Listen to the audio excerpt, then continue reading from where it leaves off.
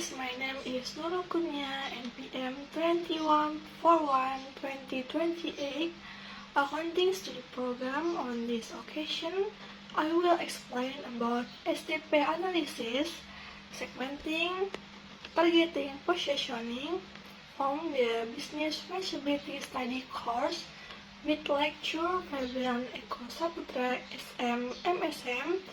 Okay guys, let's continue and look at it together.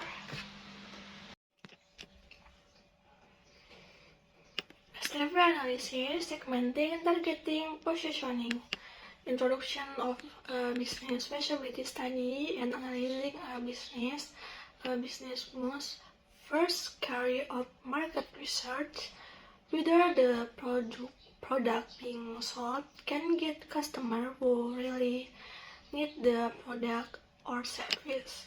So, the first step that must be taken into analysis market aspect in the form of segmenting, targeting, and positioning analysis. The next, segmentation. Segmentasi pasar adalah proses membagi pasar yang heterogen menjadi beberapa pasar atau segmen yang lebih homogen berdasarkan kriteria tertentu. Segmen-segmen ini dibuat berdasarkan karakteristik atau kebutuhan konsumen yang serupa. Beberapa basis untuk umum digunakan dalam segmentasi pasar antara lain. Yang pertama yaitu demografis, berdasarkan usia, jenis kelamin, pendapatan, pendidikan, dan lain-lain. Selanjutnya geografis, berdasarkan wilayah seperti negara, provinsi, kota, atau bahkan lingkungan. Lalu, psikografis berdasarkan gaya hidup, nilai-nilai kepribadian, dan lain-lain. Selanjutnya yaitu perilaku, berdasarkan pengetahuan, sikap, penggunaan, atau The next, targeting. Setelah pasar dibagi menjadi segmen-segmen, perusahaan harus memilih satu atau lebih dari segmen tersebut untuk ditargetkan. Proses ini melibatkan evaluasi daya tarik setiap segmen dan memilih segmen yang paling sesuai untuk produk atau layanan yang ditawarkan oleh perusahaan.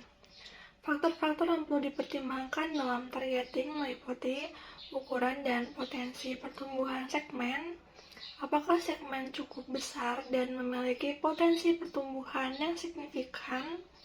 Lalu selanjutnya kompetisi, apakah banyak pesaing yang sudah melayani segmen ini? Kemampuan perusahaan, apakah perusahaan memiliki sumber daya dan kemampuan untuk melayani segmen ini secara efektif? Selanjutnya, positioning. Positioning adalah proses mendesain citra dan penawaran perusahaan sehingga mendapatkan tempat yang unik dan berharga di benak target pasar.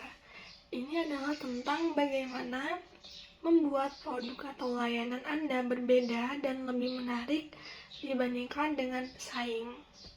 Selanjutnya ada positioning, melibatkan penciptaan proposisi nilai yang unik, unique value proposition, menonjolkan aspek-aspek unik produk yang membedakan dari produk pesaing.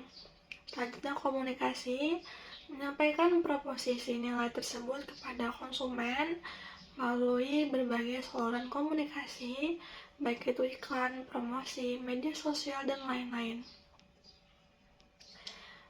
And implementation, after identifying segmentation, determining market targets, and determining product positioning, companies need to implement this strategy consistently across all elements of the marketing mix, product, price, place, promotion to be effective. Effective implementation of SDP allows a company to focus on the most promising market segment and adapt marketing strategies to the needs of this segment, and differentiate its brand or product from competitor in the eye of consumer. The conclusion of this material is STP analysis help company to focus more on serving more specific market needs and desires, which can ultimately increase the effectiveness of market strategies. By knowing what their consumer are and what those consumers want, company can allocate their resources more effectively and create greater added value for the consumer.